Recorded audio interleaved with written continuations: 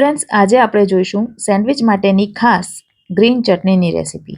જો તમારી ચટણીમાંથી પાણી છૂટું પડતું હોય કે તમારી ચટણી કાળી પડી જતી હોય તો એવું ન થાય એ માટેની બધી ટિપ્સ મેં આ રેસીપીમાં આપી છે. અને આ ચટણી બનાવ્યા પછી 6 મહિના સુધી એને કઈ રીતે સ્ટોર કરવી એ પણ હું તમને જણાવીશ. તો ફ્રેન્ડ્સ, મારી ચેનલ ફૂડ વિથ ફાલ્ગુનીને તમે હજી સુધી સબસ્ક્રાઇબ ન કરી હોય તો પ્લીઝ જલ્દીથી સબસ્ક્રાઇબ કરી દેજો. તો ચટણી બનાવવા માટે સૌથી પહેલાં એક મિક્સર જાર લઈ લઈશું અને એમાં અહીં મેં 1 કપ ભરીને કોથમીર લીધી છે.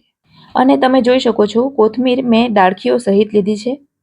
કોથમીરની ડાળખીમાં પણ સરસ ફ્લેવર અને સ્વાદ હોય છે, માટે એનો પણ ઉપયોગ કરી લેવાનો. હવે કોથમીરની સાથે તમે ફુદીનો પણ લઈ શકો. હું અત્યારે ફુદીનો નથી લઈ રહી, પણ જો તમારે લેવો હોય તો કોથમીર કરતાં પા ભાગનો ફુદીનો લેવાનો. હવે અહીં લીધા છે 2 નંગ લીલા મરચાં. આ મરચાં સાધારણ મોળા હોય છે, તો 2 કરતાં વધારે પણ તમે લઈ શકો. હવે લીધા છે 2 નંગ તીખા લીલા મરચાં. જો તમને વધારે તીખું પસંદ હોય તો તમે વધારે પણ લઈ શકો. અને મોળા મરચાં ન હોય તો માત્ર તીખા લીલા મરચાં પણ લઈ શકાય. 1 ઇંચ આદુનો ટુકડો લીધો છે, જેને નાના ટુકડામાં કટ કરીને ઉમેરીશું. હવે 3 કળી લીધી છે લસણની, પણ જો તમે લસણ ન ખાતા હો તો નહીં લેવાનું. સાથે લઈશું અડધા લીંબુનો રસ. લીંબુ હંમેશા ચટણી પીસતા પહેલાં જ ઉમેરી દેવાનું, જેનાથી ચટણી કાળી નહીં પડે. હવે લીંબુના બદલે ઘણા દહીંનો ઉપયોગ પણ કરતા હોય છે, પણ જો તમારે ચટણી લાંબા સમય સુધી સાચવવી હોય તો લીંબુનો જ ઉપયોગ કરવાનો. હવે ઉમેરીશું ચટણીમાં મેઇન વસ્તુ કે જેના કારણે ચટણીને સરસ બાઇન્ડિંગ મળશે અને ચટણીમાંથી પાણી છૂટું નહીં પડે, અને એ છે દાળિયા. જી હા, તો હવે આપણે એમાં 1/4 કપ ભરીને ઉમેરીશું દાળિયા. પણ જો દાળિયા તમારી પાસે ન હોય તો એના બદલે એટલા જ પ્રમાણમાં તમે કાચા શિંગદાણા ઉમેરી શકો. એ પણ ન હોય તો શિંગ ચણા ફોતરા સહિત પણ ઉમેરી શકો, અથવા તો બેસનની સેવ પણ ઉમેરી શકાય.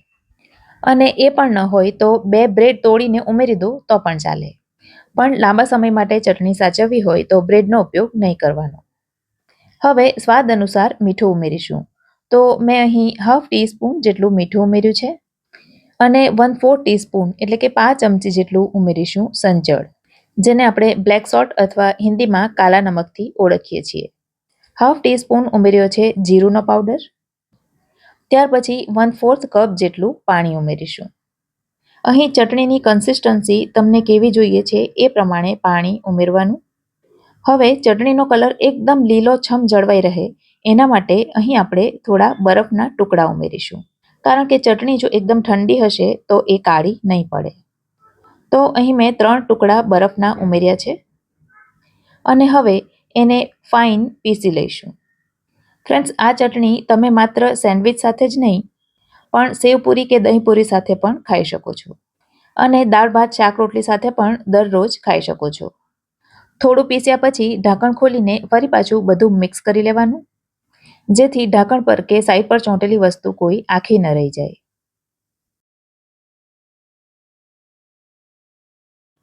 હવે મને એની કન્સિસ્ટન્સી હજી થોડી ઘટ્ટ લાગે છે, તો ફરી પાછું મેં 2 ચમચી જેટલું પાણી ઉમેર્યું છે.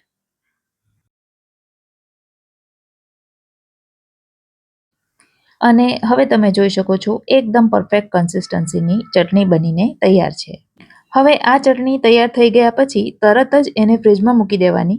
જો એને બહાર રાખીશું તો એનો રંગ થોડો કાળો પડવા માંડે છે, અને એને એક એરટાઇટ ડબ્બામાં ભરીને તમે ફ્રીઝરમાં મૂકી દો તો એ 6 મહિના સુધી ખરાબ નથી થતી.